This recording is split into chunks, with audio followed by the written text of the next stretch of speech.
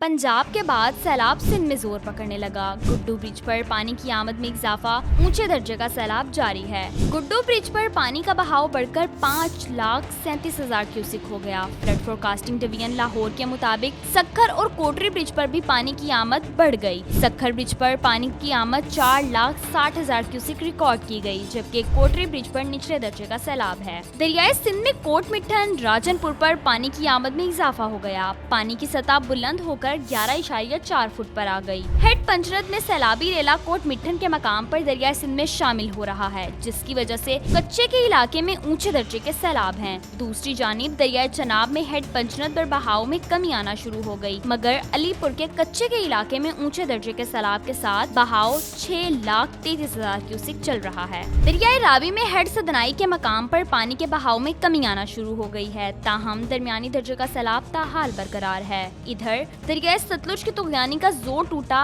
और पानी का बहाव 78,000 क्यूसिक कम होने के बाद निचले दर्जे का सैलाब में तब्दील हो गया। हेड सुलमान की पर निचले और हेड इस्लाम पर दरमियानी दर्जे का सैलाब बरकरार है।